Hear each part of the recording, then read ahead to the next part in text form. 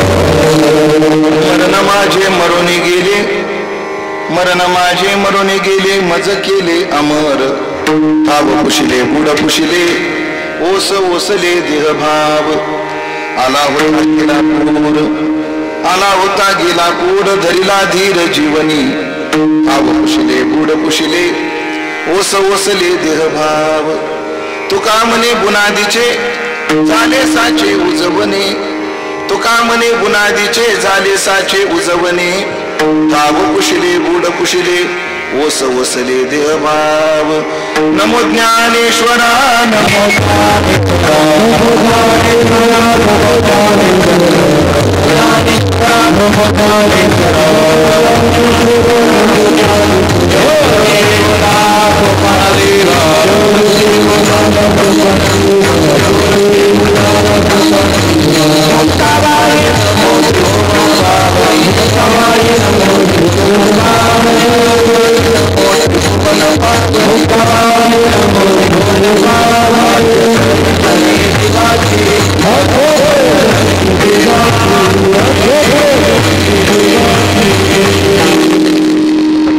ज्ञानदीपा नमो सद्गुरु सच्चिदानंद रूपा नमो सद्गुरु भक्त कल्याण मूर्ती नमो सद्गुरु भास्करा रोण कीर्ती सेवे लागी सेवक झालो तुमच्या लागलो निज चरण अहो स्वामी तुकया देवा यावरी न करावा अभेर संपाट ज्ञानांच विदाय भक्तिं विलोकितो येन समाधिराज वैराग्यवंतं सुविचारयुक्तं नमामि जोगं शिरसा गुरुंतं जयांचे केलिया स्मरण होय सकल विद्यांचे अधिकरण तेच वंदो श्री चरण श्री गुरूंचे ते नमस्कारोनी आता मरण माझे मरून गेले मज केले अमर ठाव पुशिले बुड पुशिले ओस ओसले देहभाव सेवे करता निवडलेला अभंग संत श्रेष्ठ जगद्गुरु श्री तुकाराम महाराज यांचा चार चरणाचा अत्यंत गोड सुंदर असा अभंग असून या अभंगातून तुकाराम महाराज आत्मविचारानं प्राप्त फलश्रुतीचा परिहार महाराज देत आहेत. विठाला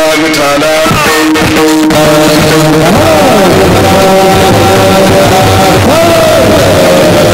उपस्थित सर्व भाविक सज्जन वैष्णव गुणीजन महाराज मंडळी तथा लोहकरी परिवाराचे आत्मइष्ट सगळे सोयरे तुम्हा सर्वांच्या सन्माननीय उपस्थितीमध्ये आज आपण या गणेशवाडीत अर्थात या लोहकरी वस्तीवर जी चिंता सेवा करतो आहोत त्या चिंता सेवेचं निमित्त सर्वांना ज्ञात आहे. वैकुंठवासी हरिभक्तपरायण गोरक्षनाथराव शंकरराव लोहकरे यांच्या तृतीय पुण्यस्मरणाच्या निमित्ताने आपण सर्व पुन्हा एकदा या चिंतन सेवेत उपस्थित आहोत.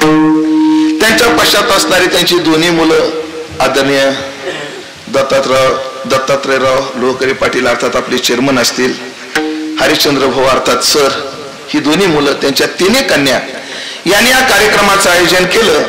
आणि चेअरमन प्रेमाचा जो ऋणानुबंध आहे, हा जो ऋणानुबंध या पुण्यस्मरणाच्या निमित्ताने जो जोडला गेला तो अजून अतूट आहे. आणि मला वाटते तिसऱ्या पुण्यस्मरणाची सेवा करण्याचं सौभाग्य माझ्या वाट्याला आलेलं आहे. खरं तर कीर्तनापुरते गोड बोलणारे आम्हाला खूप लोक भेटतात. खरं सांगतो तुम्हाला, जेव्हा बांधकामाला ट्रकभर दगड आणला जातो ना, सगळेच थराचे नसतात, सगळे भरीचेच असतात.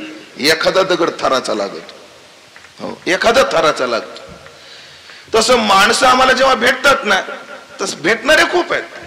कीर्तनापुरते गोड बोलणारे आणि झालं तुझं काम आता तुला कायमचा राम राम म्हणणारे खूप आहेत. पण या लोहकरे परिवाराचा एक विशेष आहे, ते एकदा माणसं जोडली की तोडत नाहीत. दरवर्षी मला कीर्तन देतात, हा याच्या पाठीमागचा उद्देश नाही. कीर्तन एक व्यवस्था आहे, कधी यांना द्यावी लागते, कधी त्यांना द्यावी लागते. पण कीर्तनाच्या व्यतिरिक्त जो प्रेमाचा ऋणानुबंध असतो, मला असं नाही वाटत की महिना 2 महिने फार झाले, आडवे जातात न जातात कोणत्या तरी निमित्तानं का होईना, काहीच निमित्त नसलं तर महाराज तुमचं कसं चाललंय असा चेअरमनाचा फोन येत असतो. आणि मी या दोन्ही तिन्ही तालुक्यात कुठेही कीर्तन असो आणि जिथं जिथं चेअरमनना शक्य असेल तिथे आवर्जून ते येणार म्हणजे येणारच, भेटणार म्हणजे भेटणारच. काय माणसाची जी माणुसकीचं जे दर्शन असतं ते संबंधानं प्रगट होतं. प्रेम कोणाच्या कपाळावर लिहिलेलं नाहीये की तुमचं माझ्यावर प्रेम आहे, माझं तुमच्यावर प्रेम आहे. मग हे प्रेम व्यवहारावरून लक्षात येतं. संभ्रमाची आयती, स्नेह होये तरी स्नेह होये व्यक्ती. बरं ऐकलं का, हा जर परिवार या संबंध जपणारा आहे, हा माझ्या एकट्याचा अनुभव जर असता तर कशात शंका आली असती. पण माझाच नाही, सगळ्या महाराज लोकांचा हा अनुभव आहे. ज्यांनी पहिल्या वर्षी भागवत कथा केली असे माझे गुरुबंधू सोमनाथ महाराज, ते आज या चिंतनात आहेत. म्हणजे पहिल्या वर्षी होते, तिसऱ्या वर्षी आहे. याचा अर्थ काय, त्यांना काय यावंसं वाटलं, कारण या परिवारानं जोडलेलं प्रेम आणि टिकवलेलं प्रेम याच्यापुढे. म्हणून मोठ्या माणुसकीचा हा परिवार. आणि या वर्षीचं जे चिंतन आहे ना, नुसतं त्यांच्या माणुसकीचं नाही, पितृनिष्ठेचं नाही, त्यांची धर्मनिष्ठा काय आहे याचे दर्शन घडून देणारा हा कार्यक्रम. क्षमा म्हटलं की आम्हाला द्रौपदीच का आठवते बरं, आम्हाला दान म्हटलं की हरिश्चंद्रच का आठवतं बरं. एखादा माणूस दान धर्म करू लागला की लोक सहज म्हणतात लय मोठा हरिश्चंद्र लागून गेला. आम्हाला दान म्हणलं की कोण आठवतो, राजा हरिश्चंद्र आठवतो. आम्हाला क्षमा म्हटलं की कोण आठवते, द्रौपदी आठवते. क्षमे करता आम्हाला द्रौपदीचंच उदाहरण का, दाना करता आम्हाला हरिश्चंद्राचंच उदाहरण का. त्या दोन्हीचं कारण सांगतो. परिस्थिती प्रतिकूल असताना सुद्धा ज्याला विचार सुटत नाहीत तो खरा विचारवान असतो. हो, घरी जळता जळत नाही आणि एखादी पंगत दिली, वडिलाची परंपरा चालवली, ठीक आहे धार्मिक आहे, पण धर्मनिष्ठाचे असं नाही. हो, घरात खायला काही नाही आणि तरी नियम आला दान धर्माचा, जो माग सरकत नाही तो खरा धर्मनिष्ठ आहे. द्रौपदीचं पहा, अश्वत्थाम्याने पुढची 5 पोरं एका दिवशी मारली. अश्वत्थाम्याने कोणाची, द्रौपदीची. मुलं गेली तर मोठा विलाप द्रौपदी करू लागली. तिच्या द्रौपदीच्या विलापाला पाहून हो अर्जुन, भीम, भगवान सगळे शोकाकुल झाले. तशीच वीरवृत्ती, काळजी करू नको द्रौपदी, ज्याने कोणी तुझ्या मुलाला मारला असेल त्याला आम्ही धरून आणतो. सगळ्याला कथा संदर्भ माहितीये. अश्वत्थामाला धरून आणलेलं आहे आणि द्रौपदी समोर उभं केलेलं आहे. सांग याच्याबद्दल काय करायचं. द्रौपदीने एका वाक्यात सांगितलं, ह्याला सोडून द्या. का सोडून द्या, याची जी जी कारण भागवतात आली त्यात एक आहे, हा ब्राह्मण आहे अवध्य म्हणून सोडून द्या. एक तुमचा गुरुपुत्र आहे म्हणून सोडून द्या. पण या दोन्हीपैकी एक तिसरं कारण आहे, पुत्र वियोगाचं काय दुःख असतं ते मी आज भोगते, याच्या आईच्या वाट्याला ती येऊ नये अशी माझी इच्छा आहे म्हणून सोडून द्या. अशी 3 कारण द्रौपदीनं काय केलेली आहेत. मुंचता मेषाम ब्राह्मण नितराम गुरुम असं काहीतरी श्लोक आहे, उत्तरार्ध मला आठवत नाही आता. कारण. अशा प्रतिकूल काळातही तिला काय आठवला? क्षमा आठवली. मग क्षमेकरता द्रौपदी. सगळं वैभव गेलेलं आहे तरी सुद्धा दानाची वेळ आली तेव्हा स्वतःचं शरीर विकून ज्याने विश्वामित्राला दान केलं प्रतिकूल परिस्थितीमध्ये, म्हणून दानाकरता कोण आठवतो? हरिश्चंद्र आठवतो. प्रतिकूल परिस्थितीमध्ये जेव्हा धर्म आठवतो तो खरा धार्मिक. ही जर संज्ञा असेल, मला वाटतं लोहकरी परिवाराला सुद्धा ती लावावी लागेल. कारण 8 महिन्यापूर्वी फार मोठं संकट, फार मोठं दुःख या परिवारावर कोसळलं आणि एवढं दुःख गिळून सुद्धा वडिलाच्या निष्ठेपोटी, धर्माच्या निष्ठेपोटी हे दोन्ही बंधू, आदरणीय चेअरमन असतील, आदरणीय सर असतील, दोघेही त्या कार्यामध्ये समरस आहेत. कार्य उभं केलं हे धर्म निष्ठेचं प्रतीक आहे. जीवनामध्ये मोठा प्रसंग आलेला त्या संबंधाने मी बोलणार आहे. तात्पर्य ऐका मंडळी, ही धर्मनिष्ठा आहे. खर तर प्रत्येकाचं कर्तव्य आहे. जो जो पुत्र म्हणून जन्माला आला त्याच्या कर्तव्याचा विचार शास्त्रानं 3 प्रकारानं केला. 3 प्रकारानं केला. कसा? उदाहरणार्थ, ही गायक मंडळी तर गायला आहेत, वादक मंडळी वाजवायला आहेत, गाणाऱ्या मंडळीमध्ये आदरणीय किशोर महाराज आहेत, प्रकाश महाराज आहेत, आमचे लतीफ महाराज आहेत, वाजवण्याकरता गणेश महाराज आहेत, हो अनेक महाराज मंडळी या ठिकाणी आहेत. आता एक गाणारी आहेत, वाजवणारी. तुम्ही गाता, तुम्ही वाजवता, मी कीर्तन करतो. आपण जेव्हा गातो तेव्हा कोणावर उपकार नाही करत. आम्ही जेव्हा कीर्तन करतो तेव्हा मी उपकार नाही करत. तुम्ही वाजवता गणेश महाराज. आपण संप्रदाय कोणावर उपकार करत नाही. उलट सोमनाथ महाराज, मला कीर्तन येतं हे मी सिद्ध करून दाखवतोय, मला वाजवता येतं हे गणेश महाराज सिद्ध करतायत, प्रकाश महाराज, लतीफ महाराज आम्हाला गाता येतं हे सिद्ध करतायत. जेव्हा पोरगा वडिलाची पुण्यतिथी करतो, वडिलाची सेवा करतो, तेव्हा मी यांच्या पोटी जन्म घेतला हे सिद्ध करत असतो. म्हणून शास्त्र म्हणतं, जीवतो वाक्य करणात प्रत्यब्धी भूरी भोजनात गयायाम पिंडदानाष्ट त्रिभीर पुत्रस्य पुत्रता. या 3 गोष्टीमध्ये पुत्राची पुत्रता आहे. कोणत्या कोणत्या 3 गोष्टी? जीवतो वाक्य करणात, जिवंत आहे तोपर्यंत आई वडिलांची सेवा केली पाहिजे, ऐकलं पाहिजे. प्रत्यब्धी भूरी भोजनात, दरवर्षी आई वडिलाच्या निमित्ताने जेवढं घडेल तेवढं अन्नदान केलं पाहिजे. प्रत्यब्धी भूरी भोजनात. आणि तिसरं सांगितलं गयायाम पिंडदानाष्ट, गयादी तीर्थावर जाऊन पिंडदान केलं पाहिजे. या 3 गोष्टी जो करतो त्याला स्वतःला पुत्र म्हणून घेण्याची कुवत आहे किंवा पुत्राची 3 कर्तव्य आहेत. जीवतो वाक्य करणार, जिवंत आहे तोपर्यंत मायबापाची सेवा केली पाहिजे. किती केली पाहिजे आपण विचार केलेला आहे की ती सेवेसी कीर शरीरे लोन कीजे. आणि मग ऐका, जो जिवंत असताना मायबापाची सेवा करत नाही, मायबापाचं ऐकत नाही, तो पुढच्या जन्मात भैरा होतो. देवराव महाराज, नाथ महाराजांनी भैरव होण्याची जी जी कारण सांगितली ती मोजा. नाही संत कीर्ती श्रवणी आली, पुढं नाही साधू सेवा घडी येली, पितृवचनासी पाठ दिधली, तीर्थे व्रते असून त्यागेली. अजून माता माऊली पाचारिता शब्द माता माऊली पाचारिता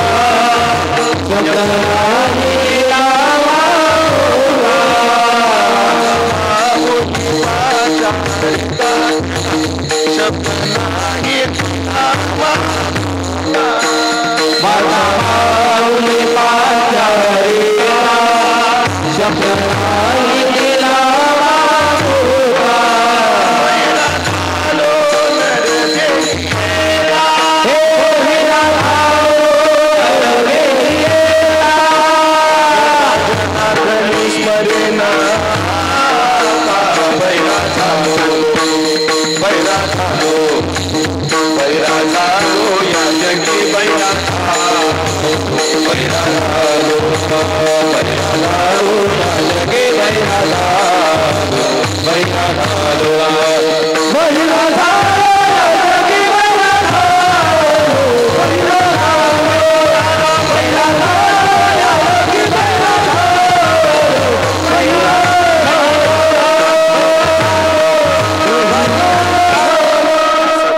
मीमांसेतल्या 2 मीमांसा आहेत.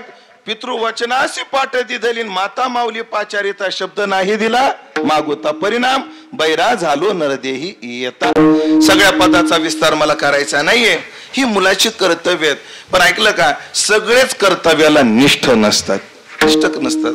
पण हा परिवार सर असतील, चेअरमन असतील, ते एक निष्ठ आहेत आणि आपल्या कर्तव्याचा निर्वाह अशा प्रतिकूल परिस्थितीमध्ये मानसिकता बाजूला ठेवून ते करतायत. पुन्हा एकदा या परिवाराच्या धर्मनिष्ठेला नमस्कार.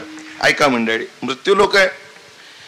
काय असतं, झाडाला जेव्हा आंबे येतात त्याची सुरुवात मोहरापासून असते. मोहर म्हणतात त्याला, मोहर. तुकोबराय काय म्हटले, मोहरा ऐशी फळे नाही. जेवढा मोहर येतो तेवढ्या कैऱ्या लागतात का? मोहरा ऐशी फळे नाही, आली का ही गळती. तो मोहर आभाळाला गळून गेला, एखादं जनावर त्या झाडाला झटलं, गळून गेला. कोणी त्या झाडावर चढलं, फांदी इकडे तिकडे गेली, वारा आला, मोहर गळून जातो. त्याच्यामध्ये सगळ्याला कैऱ्या येत नाहीत, सगळ्याच काही कैऱ्या येत नाहीत.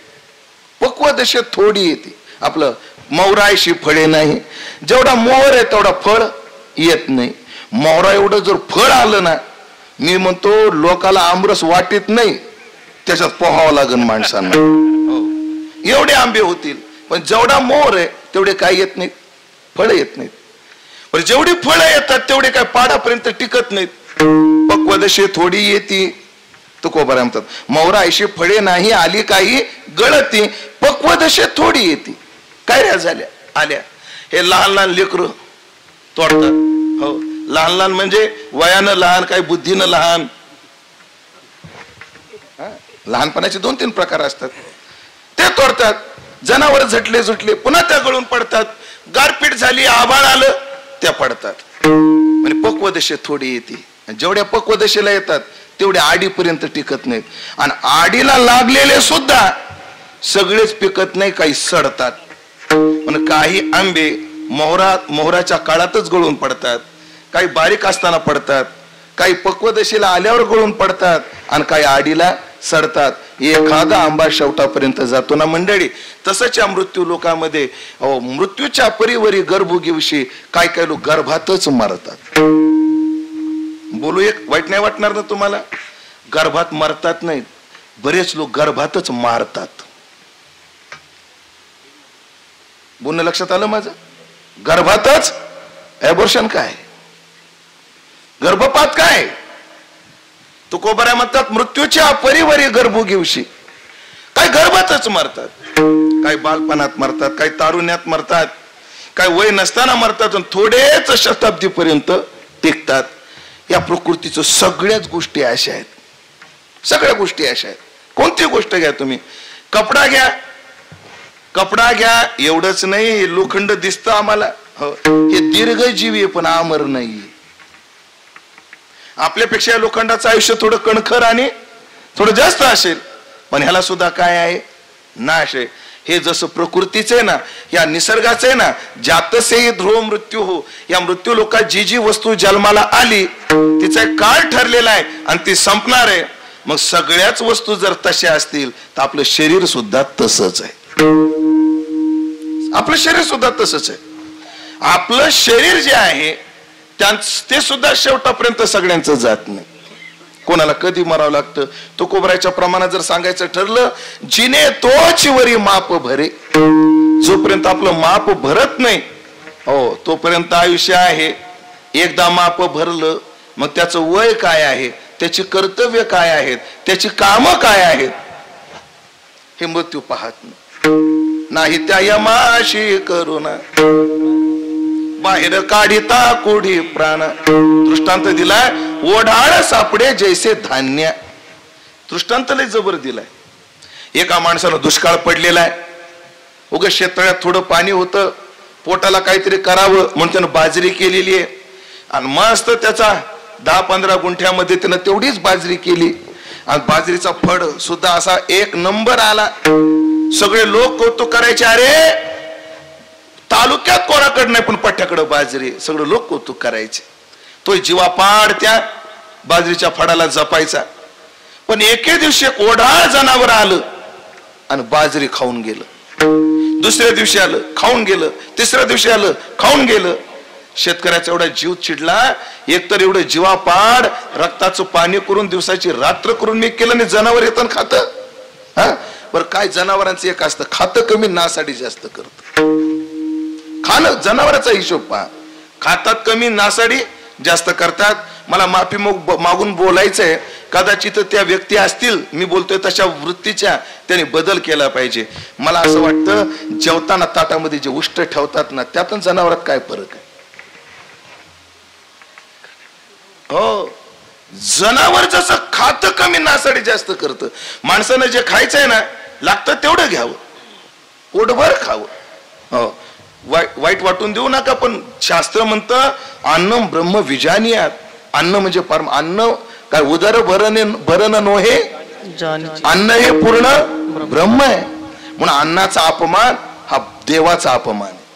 तुम्हाला शास्त्र सांगतो मंडळी, शास्त्र काय? शास्त्र दोन गोष्टी सांगतं.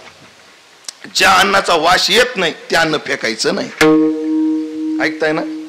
ज्या अन्नाचा काय येत नाही, वास येत नाही, म्हणजे जे अन्न सडलं नाही, कुजलं नाही, ते अन्न फेकायचं नाही. कोण सांगतं? शास्त्र. आणि शास्त्र सांगतं शिळं अन्न खायचं नाही.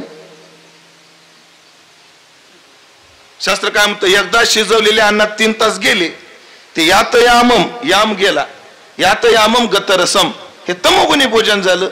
शिळं खायचं नाही एका बाजूला सांगतं, आणि दुसऱ्या बाजूला सांगतं अन्नाचा वास आल्याशिवाय फेकायचं नाही.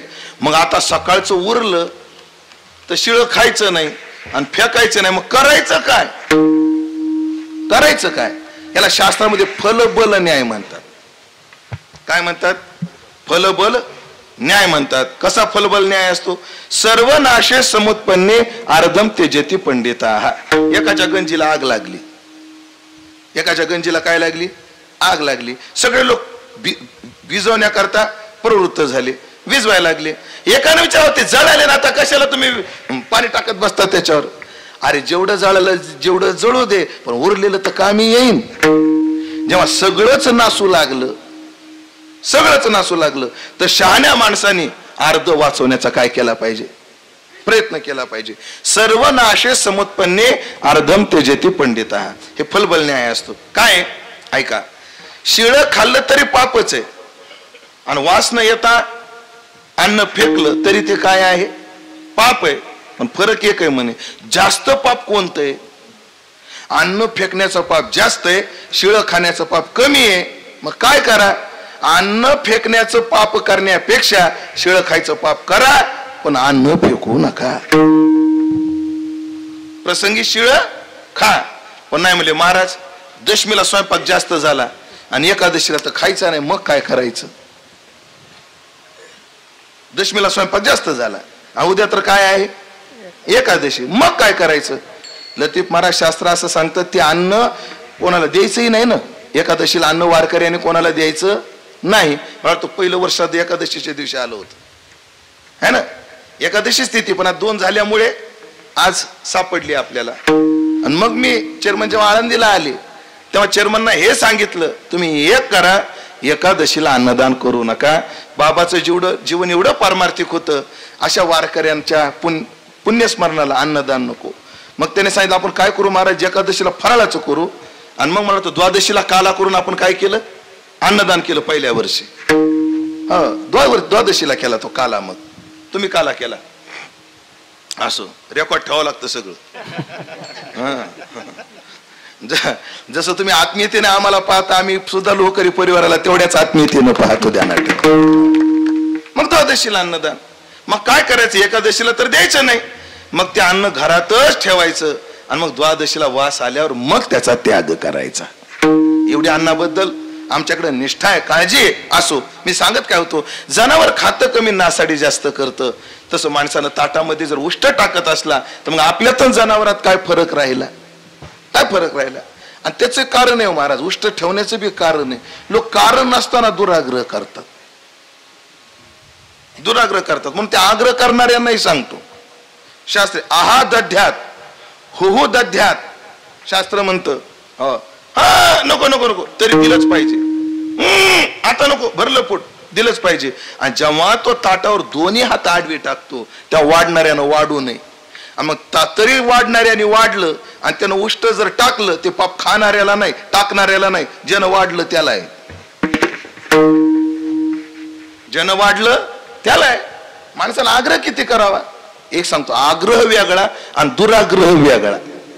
जेवणात आग्रह असावा, दुराग्रह नसावा. खाना खाना खाना.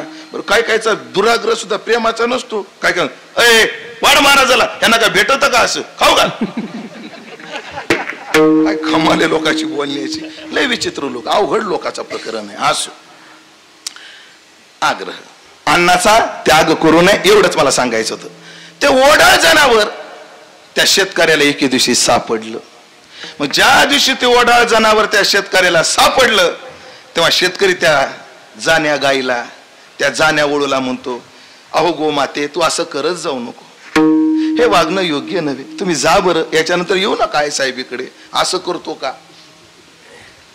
मग काय करतो?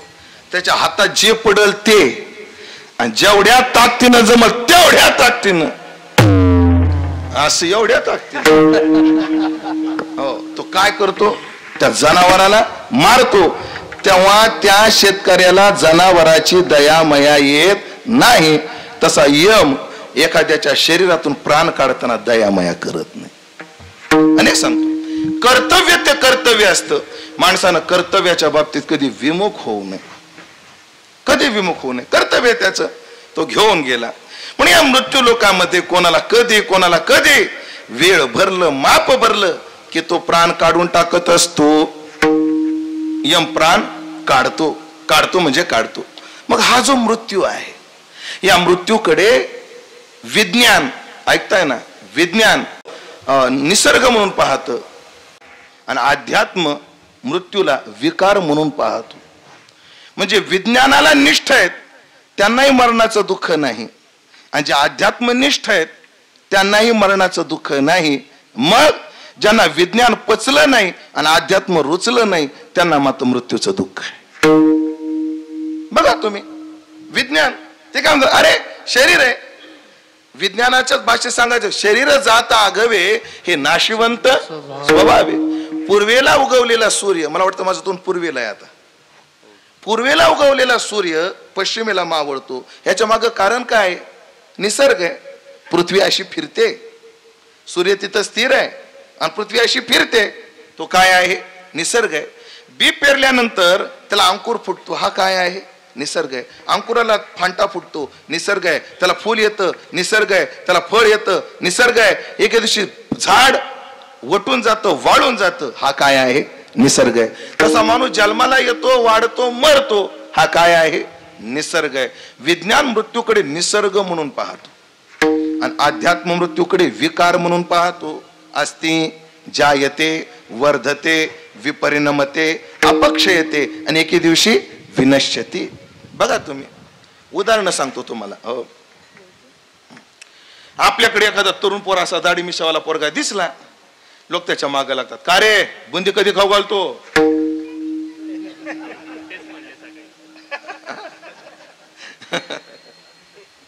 कोण आहे? कोणाचं नाव काय? अभिषेक. बुंदी कधी खाऊ घालतो? मग अभिषेक म्हणला, हाय महाराज पुढच्या उन्हाळ्यात. मग पुढच्या उन्हाळ्यात अभिषेकने एकदा बुंदी खाऊ घातली. बुंदी खाऊ घातल्याचा अर्थ आला, कळाला. बरं, बुंदी पचत नाही माणसाला 5-6 महिने, लगेच मागलात, का रे पेढे कधी खाऊ घालतो? याचा अर्थ आला का लक्षात? अभिषेक तुझ्या ध्यानात आला अर्थ. हुशार येत असा, तयार येते. तुम्ही तयारीला लागा, फक्त ते तयार आहे. बुंदी पचते न पचते, लगेच पेढे कधी खाऊ घालतो?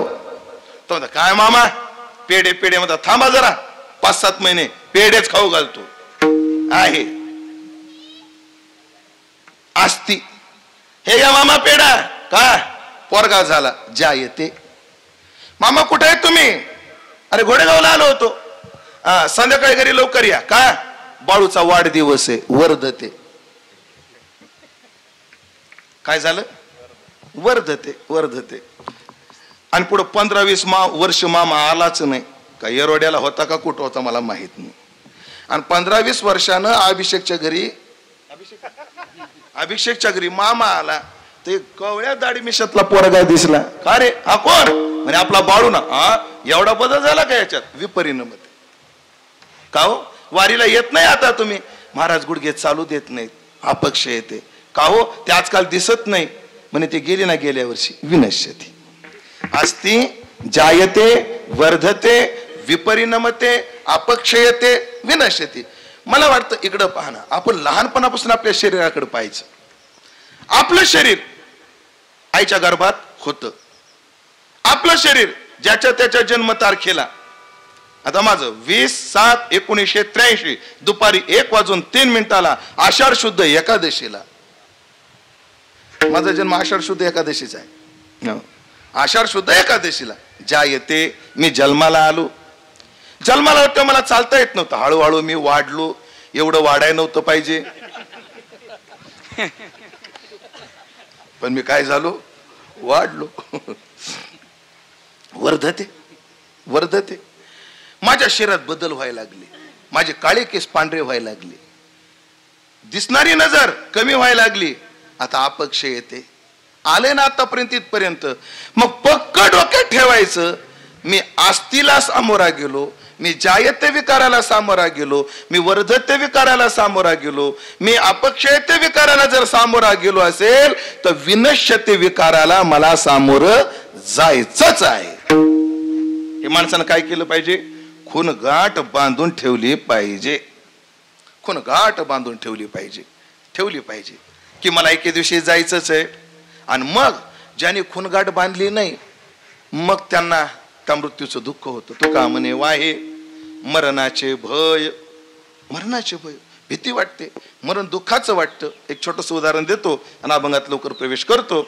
उदाहरण असं आहे, एका माणसाचं केटरसचं दुकान होतं. ते भांडे भाडोत्री द्यायचं. लय गोड उदाहरण आहे, जुने कीर्तनकार सांगत असतात. हो, भांडे द्यायचा भाड्यानं. आणि मग एकाच्या घरी कार्यक्रम होता. तो त्याच्याकडे गेला. भाऊ म्हणे काय, जरा भांडे पाहिजे होते. का हो? घरी कार्यक्रम आहे. म्हणे कोणते भांडे पाहिजे? आपल्याकडे सोन्याचे आहेत, चांदीचे आहेत, तांब्याचे आहेत, पितळाचे आहेत. स्टील आणि जर्मन पहिले नव्हतं. पहिलं नव्हतं. 100 वर्षापूर्वी म्हणजे हे ॲल्युमिनियम, स्टेनलेस स्टील काय आहे ना, ते काय काय नाव, ह्याचा उदय या 100 वर्षाच्या आतला आहे सर. त्याच्या आधी आपल्याकडे ही भांडी नव्हती. आपली भांडी कोणती होती? तांब, पितळ, कास आणि माती. आणि खरं तर ते निसर्गाला धरून जगायची माणसं. आणि आता पहा, फार मोठी मोठी लोक पुन्हा अजून तिथं आली. तांब्या पितळाच्या भांड्याची मागणी. हो, एक काळ असा होता, कॉटन घातलं की लोकाला लाज वाटायची. टेरिकॉट आलं. पण आता पुन्हा लोक कुठं वळले? कॉटन कळायला लागले त्यांना. हो, आपलं सुद्धा असं होणार आहे बरं एक दिवशी. हो, जे अभंग ज्ञानेश्वरीला कंटाळून गाणे ऐकायला लागले ना, ते कंटाळणार आहेत एक दिवशी गाण्याला. कंटाळणार. महाराज आविट ज्ञानेश्वरीला जर काही काळात कंटाळले असतील तर फालताड गाण्याला का कंटाळणार नाही? साधा न्याय आहे. साधा न्याय. ज्याला तुपाचा वीट येतो ते कारलं किती दिवस गोडीनं खाईल. असो, तात्पर्य का मी सांगत होतो, भांडे पाहिजे. कोणते? काय नाही म्हणजे वारकऱ्याची पंगत आहे, तांब्या पितळ्याची द्या. ताट किती पाहिजे? 100. वाट्या 200. ग्लास 100. फुलपात्र 100. म्हणजे चमचे गरज नाही. चमच्याची गरज नाही. गरज. कार्यक्रम झाला. भांडे धुतले, परत नेले. केटरसवाल्यांना विचारलं, घ्या तुमचे भांडे मोजून. त्याने यादी काढली. ताट 100 भरले 150. वाट्या 200 भरले 250. ग्लास 100 भरले 125. फुलपात्र 100 भरले 130. तुम्ही का हो, हे भांडे कसे काय वाढले? कसे काय वाढले? काय नाही म्हणले, रात्री भांडे 2 पडवीमध्ये पालते घातले आणि भांडे व्याले म्हणले. भांडे व्याले, भांडे व्याले. वा वा वा वा, ठेवा ठेवा ठेवा म्हणे. छान छान छान छान. परत लागल्यावर न्या नेऊ ना म्हणले, काय अडचण नाही. चांगले 2-3 महिने त्यांना जाऊ दिले. परत गेला. अहो भाऊ, आपल्याला भांडे पाहिजे होते. वा वा वा, कोणते? म्हणे आता सोन्या चांदीचे भांडे पाहिजे आणि पुढारी येणार आहेत. ताट 50. वाट्या 100, ग्लास 50, चमचे हा चमचे घ्यावे लागतील म्हणे, त्याशिवाय भागतच नाही. चमच्याची गरज आहे. चमचे घेतले. कशाचे? सोन्या चांदीचे भांडे घेतले. घरी गेले, कार्यक्रम झाला, यादी करायला बसले. ताट किती होते? 100. 50 भरले 40. वाट्या होत्या 100 भरल्या 70. ग्लास होते 50 भरले 30. चमचे होते 50 भरले 20. सोन्याचे चमचे 20च भरले. ते ना भांडे कस काय कमी? काय नाही म्हणले, रात्री 2-2 पडवीत ठेवले, रात्रात भांडे मेले. दुकानदार त्याला म्हणा, बावळट आहे का? बावळट समजतो? भांडे कुठे मरतात का? म्हणे मरतात. मागच्या जन्माला आलेले पटले तुम्हाला, आता मेलेले पटत नाही का? लोकाला व्यालेलं चालतं, मेलेलं चालत नाही. पण माणसानं एवढं सहज या मृत्यू लोकात राहिलं पाहिजे. आम्ही व्यालेलं जेवढ्या सहजतेनं स्वीकारलं, तेवढ्या सहजतेनं मेलेलंही स्वीकारता आलं पाहिजे. पण मग आमची चर्चा झाली. पण हे एक प्रमाण देऊ का 2 मिनिटात, म्हणजे सोपं जाईल अजून. जन्म मृत्यू स्वप्नासारखे, एवढंच पाहिजे मला. जन्म मृत्यू स्वप्नासारखे. तुकाराम महाराज म्हणतात जन्म आणि मरण काय? स्वप्नासारखे. स्वप्नीचे राज्य का मरण न होय हर्ष शोकासी कारण. स्वप्नात आलेलं राज्य हर्षाला होत नाही कारण. हो, एक माणूस झोपला, त्याला स्वप्न पडलं आणि त्याला 1 लाखाची बक्षीसला मिळालं. कितीच? जुन्यातला काळ, सगळ्या 100च्या नोटा, आणि नोटा मोजू लागला. किती? 1 लाखाच्या. पण कुठं? स्वप्नात. 99,000 मोजणं झाली, 1,000 मोजायची राहिली. तेवढ्यात बायकून उठवलं, उठा, कोंबडीचा खुराडा उघडा. मोजले किती होते? 99,000. किती राहिले ते मोजायचे? 1,000. तेवढ्यात बायकून उठलं. उठल्याबरोबर ताडकन बायकोच्या मुस्काडात मारली.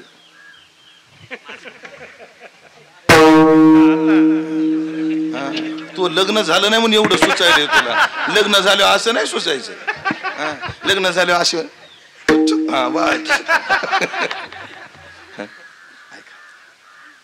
काय सांगू लागलो मी?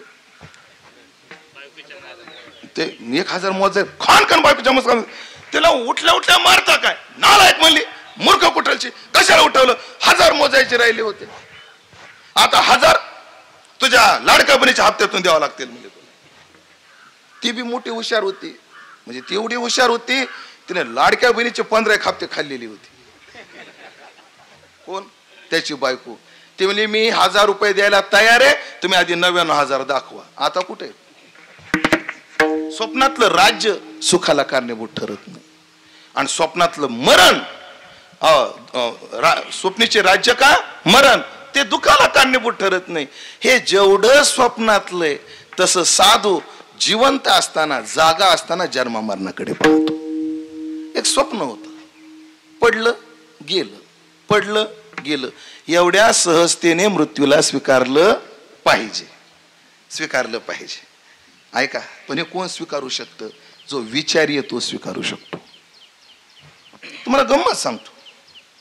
गंमत काय? एक कीर्तनकार होते, आमच्यावरच सांगतो. कीर्तनकार होते.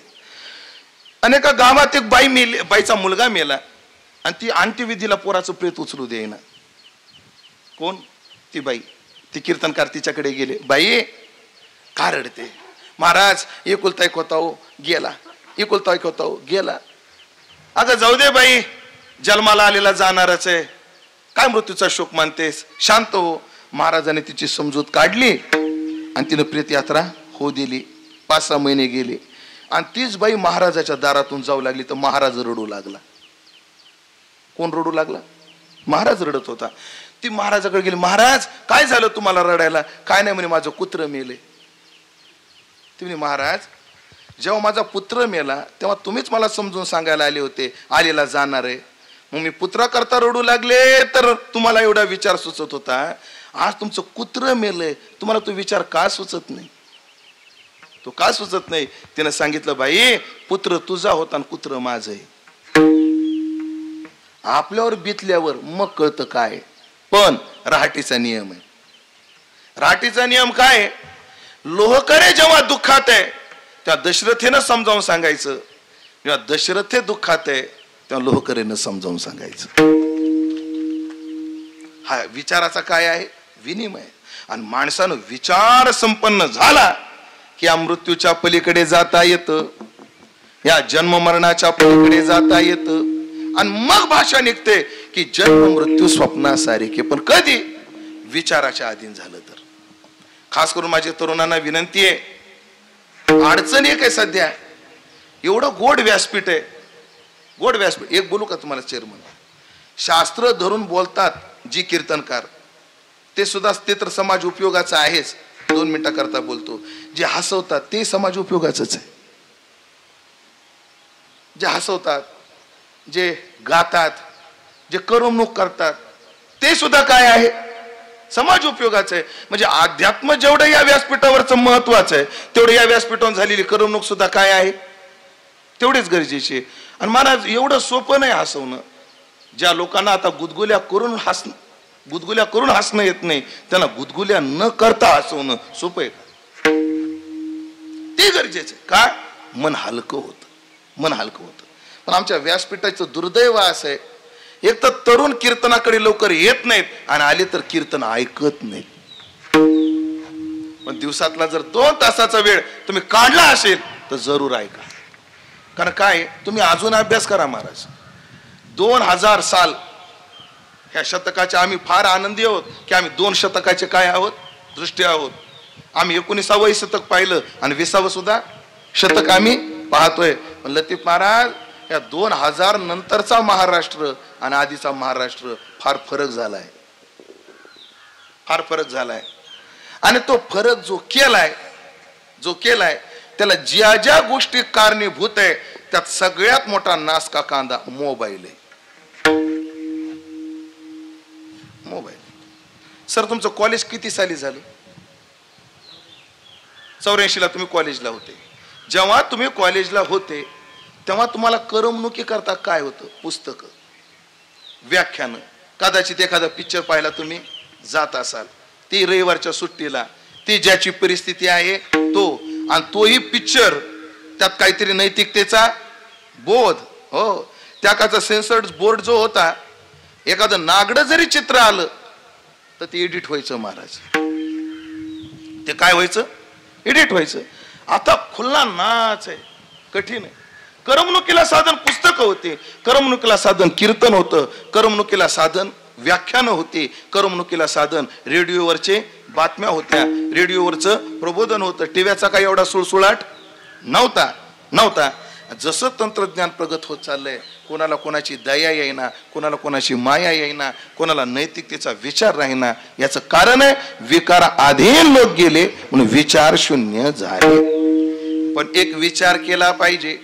विचार केला की विचारानं माणसाच्या जीवनात जन्म मृत्यू कसे पाहतात माणसं, जसा तुकाराम महाराजांनी पाहिला. आणि विचाराच्या अधीन झालेली माणसं सहज म्हणतात, मरण माझे मरून गेले, मरण माझे मरून गेले, मरण माझे मरून गेले, माझे मरून गेले.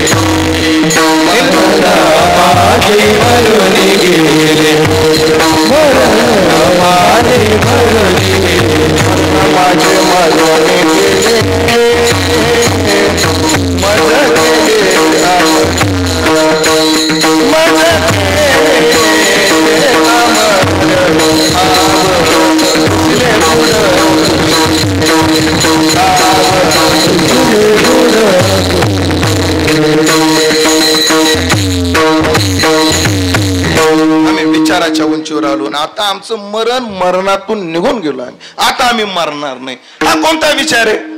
जे देहाच्या मरणाला मरण म्हणतात त्यांच्या दृष्टीने विचार नाही. माणसाला मरूनही जगता येत. काही लोक जगतानाच मेलेले तो भाग सोडून द्या. हो, आपण सगळे तुम्ही आम्हाला जिवंत म्हणून पाहता ना, आम्ही तुम्हाला जिवंत म्हणून पाहतो. खरंच आम्ही जिवंत आहोत का? जिवंत आहोत का?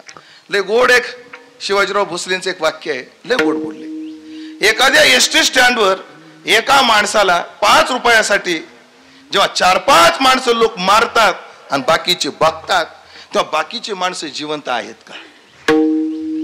ते जिवंत आहेत का? आपल्या समोर आपली पोरं हो नाही ती कामं करतात, पण त्याच्याकडे आम्ही दुर्लक्ष करतोय. आम्ही जिवंत आहोत का? भर सभेमध्ये द्रौपदी आणली आणि एक स्त्री नग्न केली, चावू लागली आणि सगळे पाहत होते. सभा जिवंत होती का? जिवंत असून आम्ही मेलेले. पण हा पुरुषार्थ नाही. मरून माणसाला जगता आलं पाहिजे.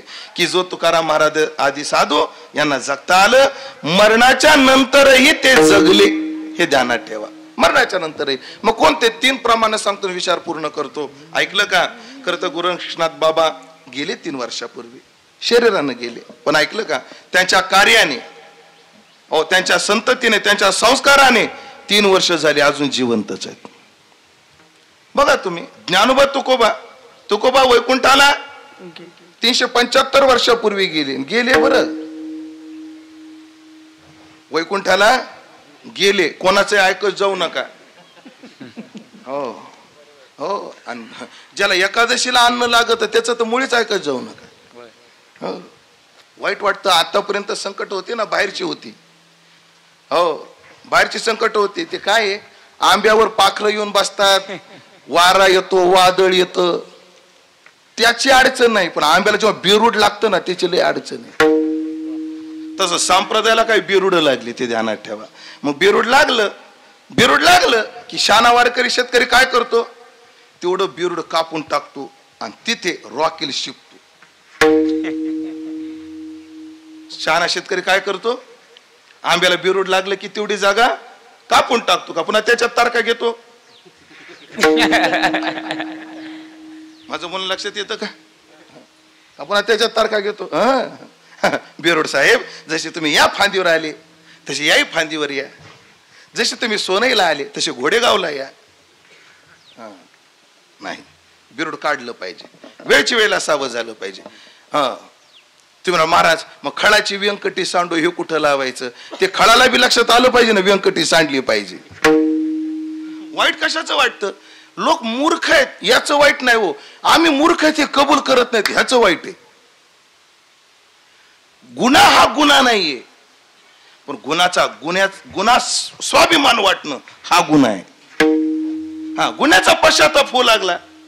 नाही बाबा माझं चुकलं, मला तसं बोलायचं नव्हतं, पण माझ्याकडून भावनेतून बोललं गेलं, मला सगळ्यांनी क्षमा करावी, याच्यानंतर माझ्याकडून असं होणार नाही, ही भाषा अजून नाही. हो, उलट सिद्ध करून दाखवा. मग आजकाल एखादा महाराज का जात नाही? आणि त्याचा प्रश्न साहजिक आहे. जर तुकाराम महाराज कीर्तन करून जर वैकुंठाला गेले, आजकाल एखाद्या महाराजाने जावं ना, का जात नाही? मी त्याला लगेच उत्तर दिलं. म्हणलं ऊस असतो ना, ऊस त्याची पहिली लागवड असते, पुढच्याशी लोक लागवड करत नाहीत, त्याला खोडवा ठेवतात. लागवडीनंतर काय असतो? खोडवा. खोडव्यानंतर तिरी. आमच्याकडे ह्याला म्हणतात लागवड, खोडवा आणि निडवा म्हणतात आमच्या इकडे. तिसऱ्यांद्याला काय म्हणतात? निडवा. लागवडीचा उतार खोडव्याला येईल का? बोला की. खोडव्याचा उतार निडव्याला येईल का? मग लागवडीचा उतारा खोडव्याला नाही, खोडव्याचा उतारा निडव्याला नाही, तर तुकाराम महाराजाचा उतारा भडव्याला आपलं ह्याला कसा येईल? त्यासाठी काय करावं लागेल? ती साधना करावं लागेल. 1 नंबरनं पास व्हायला काय करावं लागतं? 1 नंबरला येण्याकरता त्या पोरानं जे केलं ते करावं लागतं. एकाच वाक्यात सांगतो, विषय पूर्ण करतो. तुकाराम महाराज विमानानं का गेले? ऐकताय का नाही? तुकाराम महाराज विमानानं का गेले? इमानानं भजन केलं म्हणून विमानानं गेले. एका वाक्यात उत्तर. त्याला काय करावं लागतं? इमानानं करावं लागतं. असो, तात्पर्य मला काय सांगायचंय, गेला तो विमानी बाई सोनिया वैकुंठाला गेले तुकाराम महाराज. पण गेले 375 वर्षापूर्वी. पण आज प्रत्येकाच्या डोक्यात आहे ज्ञानोबा तुकाराम. ज्ञानोबा 750 वर्षापूर्वी समाधीत बसले, अजून आहेत का? मरण माझे मरून गेले. त्यांच्या कीर्ती तनूला अजून मरण नाही. मज केले अमर, मला अमर केलं, हे लौकिक दृष्ट्या झालं.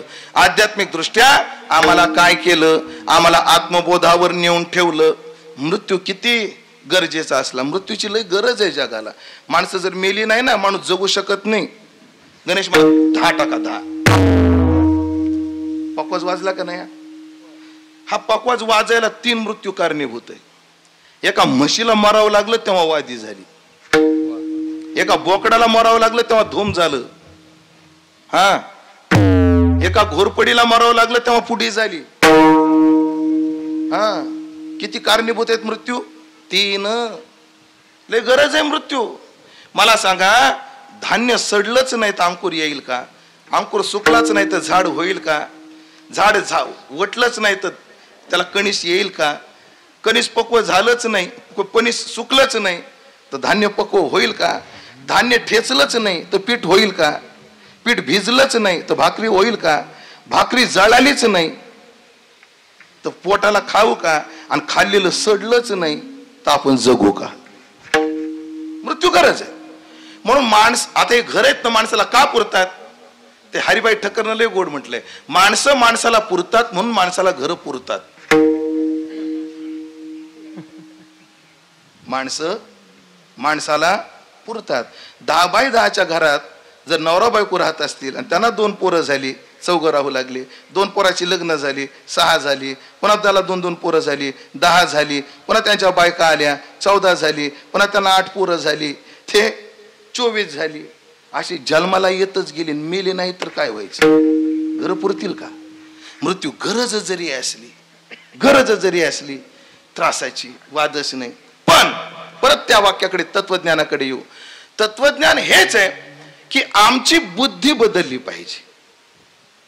विकाराच्या अधीन गेलं की मृत्यू आहे, पण विचाराच्या अधीन गेलं की मग मृत्यू नाही. मग न त्वं देहो नेंद्रियानी न प्राणो न मनो न धी. देह तू नाहीस, बुद्धी तू नाहीस, मग तू कोण आहे? चिदानंद रूप शिवोहम शिवोहम. तो आत्मस्वरूप आहे की जे आत्मा न जायते म्रियते वा कदाचित असा आहे. म्हणून आम्हाला असा विचार सद्गुरूच्या कृपेने निर्माण झाला. काय झाला? तुम्हाला एकच उदाहरण ज्ञानोबांनी सांगितलं ते देतो आणि 8 तास घेतो. ऐका, तुम्ही जागे आहेत का? एकच उदाहरण मला विचारायचं.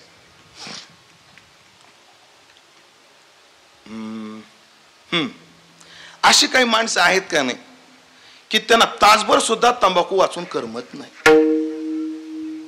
अशी माणसं आहेत का ज्यांना तासभर सुद्धा सिगरेट वाचून करमत नाही?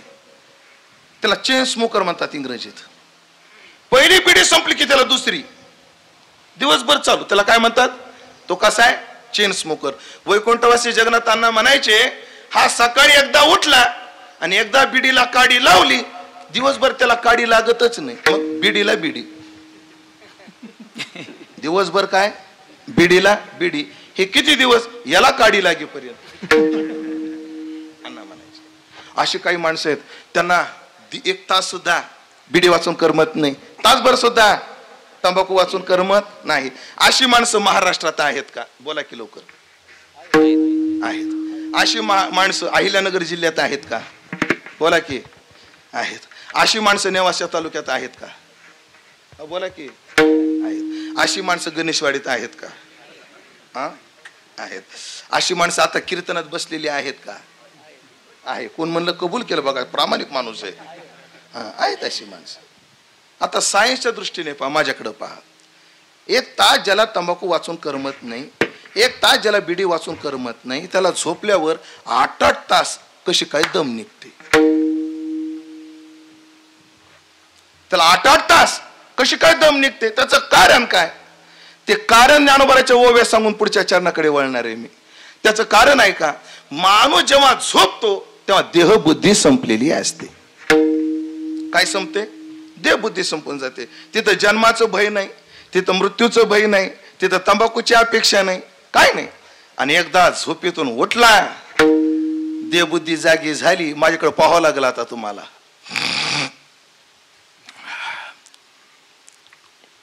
अय कोणाला बायकोला काय तयारी हो पोरग, लय तयारीनं भलत तयारी यायची. अय बायको म्हणजे काय हो, माझी कामधेनू कुठे आहे? गायला कामधेनू म्हणतात. माझी कामधेनू कुठे आहे? ती रात्री उशी खाली ठेवली होती ना. कामधेनू ध्यानात आली ना का संगमनेरून मालपाणीलाच बोलवावं लागेल. काय गाय छाप कुठे आहे? आणि माझ्याकडे पहा, एकदा उठला उशी खालची काढतो. कराग्रे वसते लक्ष्मी, कर मूले सरस्वती, कर मध्ये सरस्वती, कर मूले तू गोविंदम, प्रभाते कर दर्शनम. झाला आता याचा चाल. 8 तास तंबाखू वाचून जगलेला उठल्याबरोबर तंबाखूच्या नादी का लागला? का लागला? त्याचं कारण आहे, झोपेमध्ये देहबुद्धी नव्हती, जागा झाला, देहबुद्धी जागी झाली. काय झाली? देहबुद्धी जागी झाली. एकदा देहबुद्धी गेली की जन्माचं दुःख नाही, मृत्यूचं दुःख नाही. सर खास तुमच्या करता एक उदाहरण सांगतोय आता, केवळ तुमच्या करता. टार्गेट तुम्ही नाणी आहेत माझ्यासमोर. हे उदाहरण सांगताना, एक राजा होता, त्याला लेकरूबाळ होत नव्हतं. भागवतामध्ये कथा येते अष्टमस्कंदामध्ये. त्याला काय नव्हतं? लेकरूबाळ नव्हतं. एकदा त्याला भेटायला अंगिरा ऋषी आले, नारदजी आले. विचारलं, राजा काय अडचण आहे, काय करावं राजा? त्याला राण्या 1 कोट राण्या सांगितल्या. 1 कोट म्हणजे एका प्रकारच्या लेकरू न होणाऱ्या, असा अर्थ भागवतामध्ये लावलेला आहे. मला मुलगा नाहीये. अरे तुझ्या दैवात मुलाचं सुख नाहीये. नाही नाही म्हणे, मला पाहिजे म्हणे. दिला प्रसाद. त्याने आवडत्या राणीला दिला. बाकीच्या आणि तिला मुलगा झाला. मग बाकीच्या राणीच्या अंतकरणात सौती मत्सर जागा झाला. म्हणजे आधीच आवडती आणि हिला पोरगा झाल्यामुळे आता राजा तिचा काय करील? लाड करील. म्हणून बाकीच्या बायानं कारस्थान केलं आणि त्या पोराला विष पाजून मारलं. कोणाला? त्या लेकराला विष पाजून मारलं. पुन्हा तो राजा रडायला लागला, माझा मुलगा गेला, मुलगा गेला. पुन्हा अंगिरा आले, नारदजी आले.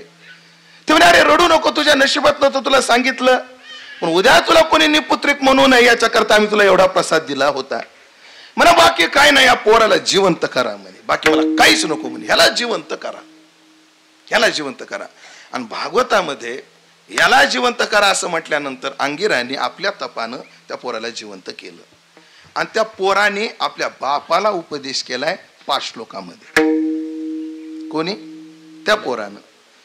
या घटनेला तुम्ही काल्पनिक धरलं तरी चालेल, पण या विचाराला काल्पनिक धरू नका. घटनेतला काय विचार काल्पनिक धरू नका. तो पोरगा म्हणला, बाबा तुम्ही का रडताय? तुम्ही का रडताय? अरे बाळा, तुझा मृत्यू झालाय म्हणून मी रडतोय. तुम्ही मला काय म्हटले? बाळा तुम्ही माझे बाप आहे? हो बाळा, मी तुला जन्म दिलाय. कोण म्हणतो तुम्ही मला जन्म दिलाय? मला तुम्ही जन्म देण्यात जर स्वतंत्र असता तर मला तुम्ही आधीच जन्म दिला असता. एवढे दिवस वाट कशाला बघावी लागली आहे? बोलू थोडस, माझ्या वयाला थोडं वजा करा बरे ऐकताना. माणसाच्या हातातच मुलाला जन्म देणं असतं ना. हो, एकालाही वंध्या निवारण हॉस्पिटलमध्ये जावं लागलं नसतं. आपल्या हातात आहे ते. अवघड आहे, मोठी कठीण परिस्थिती आहे. बिलकुल नाही बाबा, तुम्ही मला जन्म दिला नाही. अरे मग तुला जन्म कोणी दिला? जेने हा जीव दिला दान, ज्यानं द्यायचं त्याने दिला. आणि बाबा काय सांगता येते तुम्हाला? एक उदाहरण, तुमच्याकडे नावकरी म्हणतात, ते पाहिजे का नाही? नावकरी. लेकरू रडू लागलं की बाया काय करतात? सुकून पाहतात आणि म्हणतात नावकरी आला, आणि अंगारा घेऊन त्याला लावतात, बाप पोटाला आला. म्हणजे मागच्या जन्मी हा आपला बाप होता, या जन्मी आपण त्याचे बाप झालो. बाबा एका जन्मात मी तुमचा बाप होतो, तुम्ही माझे मुलगे होता. या जन्मामध्ये तुम्ही मला माझा मुलगा म्हणताय, मी तुम्हाला बाप म्हणतो. बाबा ही जग राहतीये, याच्यात अडकू नका. बस आता एक करा, राहिलेलं आयुष्य आत्मकल्याणाकरता वापरा, आनंदानं जगा, माझा वियोग करू नका, मी थांबणार नाही. आणि त्या लेकरानं पुन्हा जीव सोडला आणि त्याचं नाव जो होतं, मला नाव येईना लवकर त्या राजाचं, भागवतामध्ये ते उदाहरण आहे. आणि मग तो राजा ते सर्व संग त्याग करून आत्मचिंतनाकरता निघून गेला. मृत्यू जो असतो ना, तो रडण्यासाठी नसतो प्रत्येक वेळेला, बऱ्याच वेळा तो सावध होण्यासाठी असतो. आपण एखाद्या रस्त्यानं चालून पुढे एखाद्याची गाडी जोरात आदळली, बघा तुम्ही, ड्रायव्हर आकाश महाराज ऐका, पावसाळ्यात सहसा गाडीवाली एखाद्याच्या मागे चालण्याचा प्रयत्न करतात. का? पावसाळ्यामध्ये खड्डे दिसत नाहीत. मग ते अंदाज कशावर घेतात? पुढच्याची गाडी आदळली की आपण सावध व्हायचं. हो हो, तसा पुढच्याचा मृत्यू दिसला की आपण सावध होण्यासाठी, मृत्यू आहे सावध होण्यासाठी. आणि कुठपर्यंत आहे? देहबुद्धी आहे तोपर्यंत आहे. एकदा जीवनामध्ये ठाव पुशिले बुड पुशिले, ठाव पुशिले बुड पुशिले,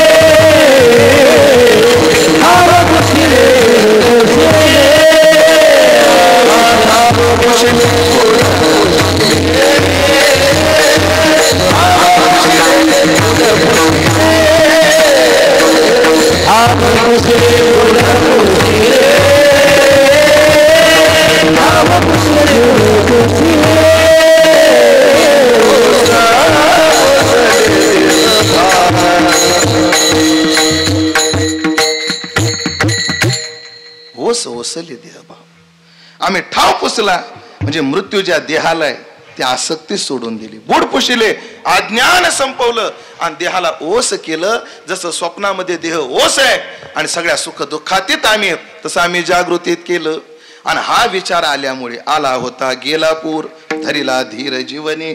जीवनात दुःख अनेक येतात, लोंढे येत राहतात, पण धीर धरावा लागतो, धीर धरावा लागतो. बघा तुम्ही, पुरामध्ये ते झाडं वाचतात जे धीर धरून उभे असतात. बघा माणसं, आणि आपण व्हिडिओ अनेक व्हिडिओ पाहतो. माणसाचा पाण्याच्या पुराचा लोट आला तो कोण राहतो? जो दम धरून राहतो तो. जो जरा ढिला पडला तो वाहून गेला. आणि दुःख कोणाच्या जीवनात नाही, कोणाच्या नाहीत. तुम्हाला काय वाटतं आम्ही आता लय सुखी? ते लवाळे राहते. हो हा, तो धीर नम्रतेनं धरलेला आहे. बाबाने जे प्रमाण दिलं तिथं तो धीर नम्रतेचा आहे. तुम्हाला वाटतं आम्ही लय सुखी? 8 गोळ्या खाल्ल्यात तेव्हा कीर्तनात उभा आहे. किती गोळ्या खाल्ल्या आता येताना? 8. का? टाचीमध्ये हाड वाढले, पाय टेकू देत नाही. पाय टेकला अशी कळ लागते काहीच्या काही. डॉक्टर म्हणतो उभा राहून कीर्तन करू नका, आणि गुरु म्हणतो बसून करू नको. गुरु काय म्हणतात? माझे गुरु बंडाता ते माहिती तुम्हाला.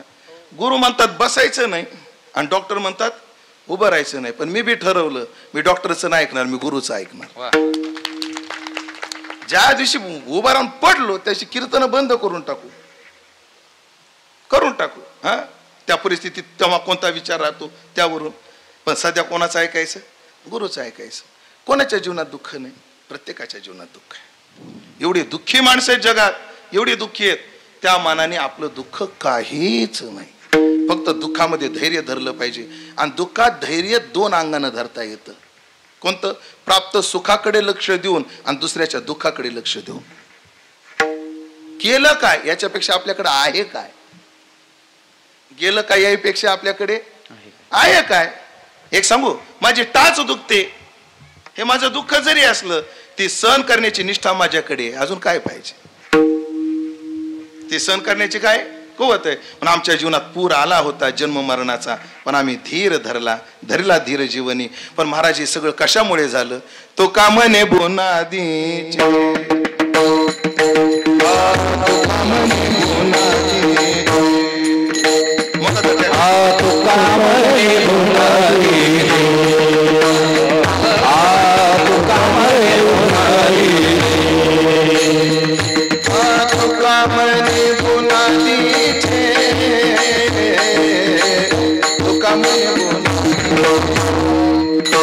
आ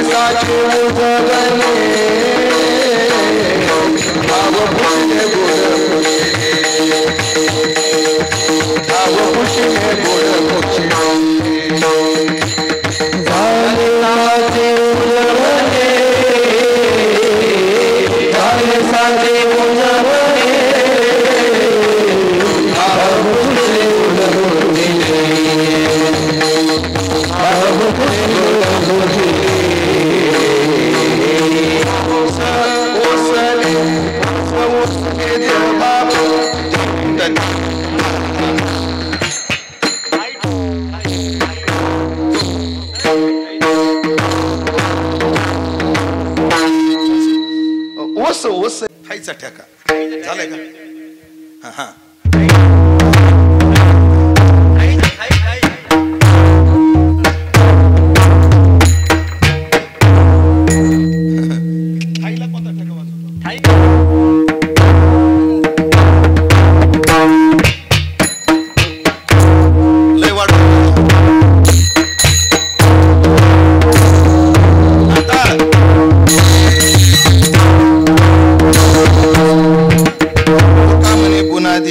बुनादीचे म्हणजे आमच्या हक्काचं, आमचं आत्मस्वरूप, आमचं मूळ स्वरूप ते आम्हाला सापडलं.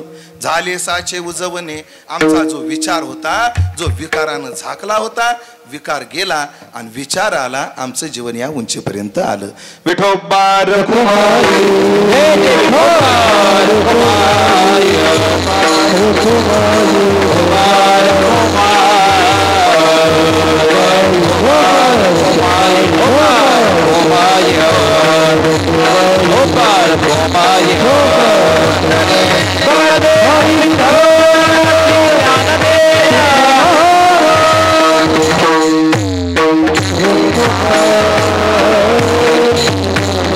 आमचं जे मूळ स्वरूप होतं आत्मस्वरूप, त्या आत्मस्वरूपाचा उजागर झालं, ज्ञान झालं. हे कोणी करून दिलं? उजवणे. उजळले भाग्य आता पुढं हा हे कधी झालं? संत दर्शननी हा लाभ. आमच्या जीवनात सद्गुरू भेटले आणि अज्ञानाचे अनिदा जो घोरत होता बदबदा, तो स्वस्वरूपी प्रबुद्धा चेईला की त्यानं जागा झाला. आणि जागवून केलं काय? आता बुद्धी भेदाचा आरिसा तया हातून पडिला विरेशा की तो प्रतिमुखा भासा मुकला तो. आता देहंकाराचा वारा वाजो ठेला विरा आत्मा आता आत्मविची सागरा जीवेशा आहे. राजा परीक्षितीला विचारलं शुकाचार्यांनी. झालं रे म्हणे, आता निघालो मी. अजून तुला काही प्रश्न आहेत का? शेवटचा प्रश्न आहे. परीक्षितीला विचारला, तुला अजून काही प्रश्न आहेत का? नाही. कर्म कोणाला चुकलेलं नाही. देवाला चुकलं नाही तर आपल्याला चुकेल काय? नाही. आता तक्षक येणार आहे, तुला चावणार आहे, पण घाबरू नको. मी तुला 7 दिवस जो उपदेश केलाय त्याचा आठव कर. हो, असे उपदेश करत होते. परीक्षित हसत होता. शुकाचार्य यार तुला हसायला काय झालं? म्हणे महाराज तुम्ही बोलता कसं?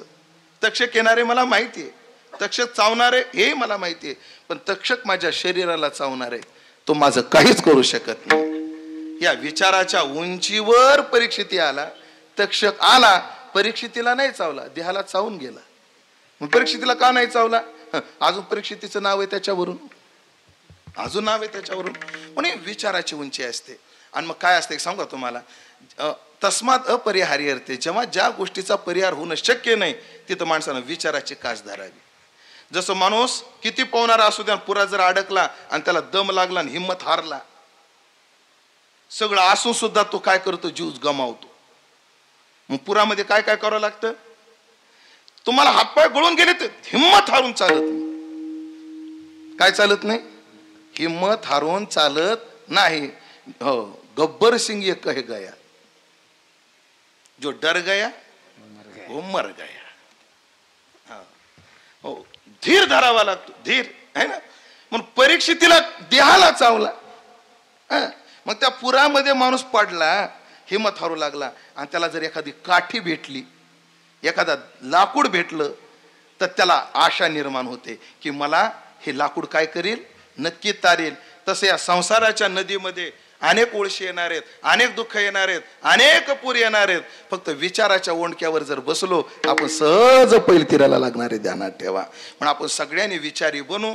आज वैकुंठवासी गोरक्षनाथ बाबा यांच्या 3ऱ्या पुण्यस्मरणाच्या निमित्ताने आपण उपस्थित आहोत. आणि का विचारानं भारावण्याकरता, विचारानं प्रेरित होण्याकरता इथं आपण प्रेरित आहोत की त्यांची प्रेरणा आपण घेतली पाहिजे की जीवन जगत असताना कसे जगले.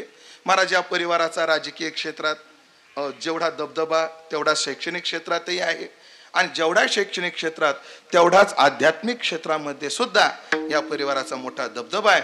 म्हणून एक माणूस एवढं आयामानं कसं जगू शकतो ही प्रेरणा आपण गोरक्षनाथ भाऊच्याकडून घेतली पाहिजे, सरांकडून घेतली पाहिजे, आदरणीय चेअरमनकडून घेतली पाहिजे.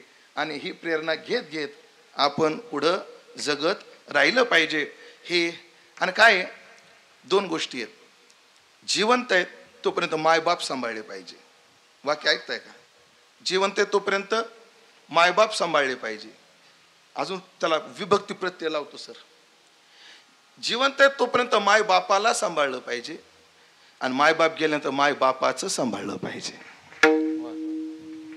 मायबापाला सांभाळणं आणि मायबापाचं सांभाळणं ह्या दोन्ही गोष्टी हा परिवार करतोय. तशा त्यांच्या कोणत्या घडाव्या आणि ते घडून आपल्या जीवनात बाबाच्या निर्याणानं प्रेरणा मिळून आपलं जीवन सुद्धा विचाराच्या उंचीवर जावं अशी प्रार्थना करून ज्ञानेश्वर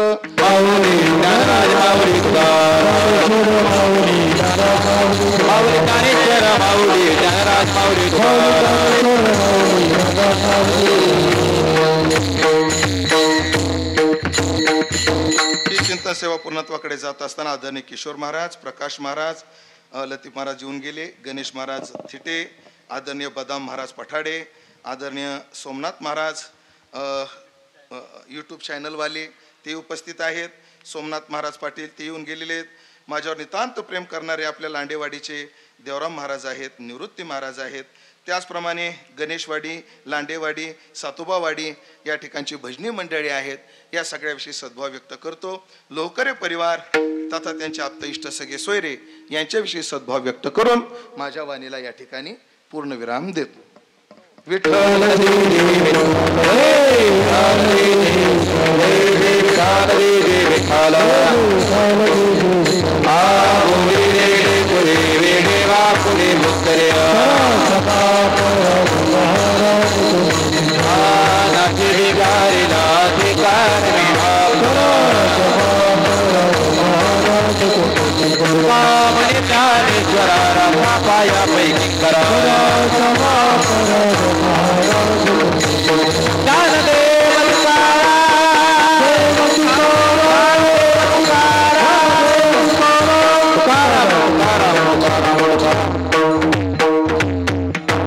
आज या ठिकाणी वैकुंठवासी हरिभक्तपरायण गोरक्षनाथ भाऊ लोहकरे यांच्या तृतीय पुण्यस्मरणानिमित्त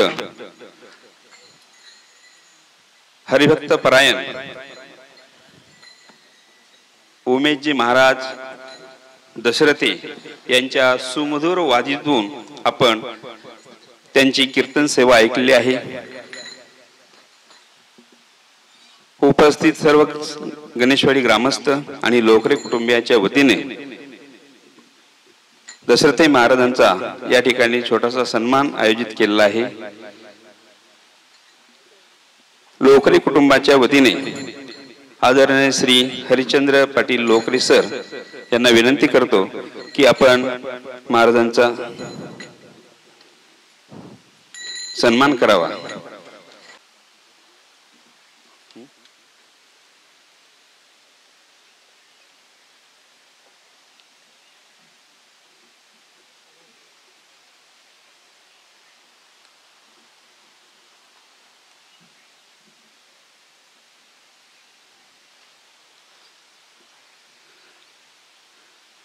धन्यवाद महाराज.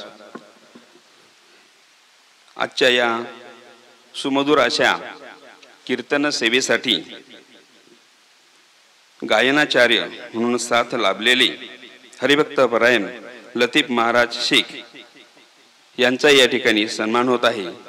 त्यांनी सन्मानाचा स्वीकार करावा असे मी त्यांना विनंती करतो.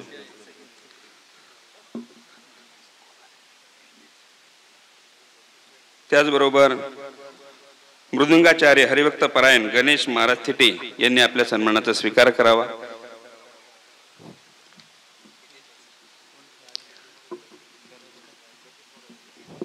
सरांना विनंती करतो की महाराजांचा आपण सन्मान करावा. यानंतर हरिभक्तपरायण किशोर महाराज चव्हाण यांनी आपल्या सन्मानाचा स्वीकार करावा.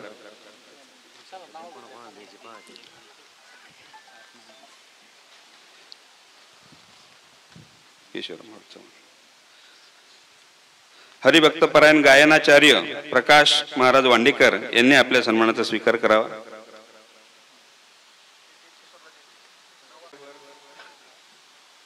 आपले सर्वांचे परिचित विनायक तात्या दरंदले पत्रकार हे या ठिकाणी उपस्थित आहेत. त्यांचाही सन्मान लोकरे कुटुंबियाच्या वतीने होत आहे.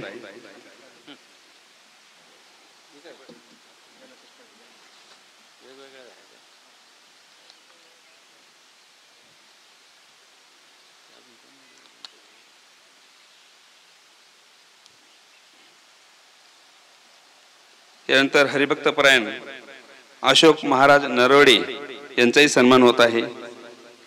सरांनी त्यांचा सन्मान करावा. अशोक महाराज नरवडे.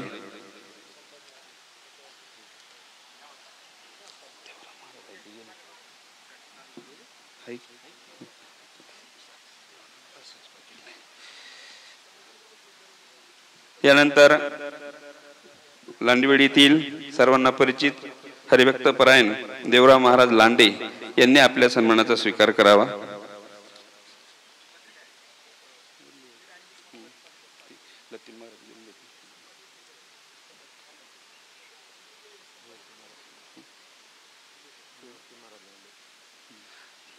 त्यानंतर हरिभक्त परायण निवृत्ती महाराज लांडे यांनी आपल्या सन्मानाचा स्वीकार करावा.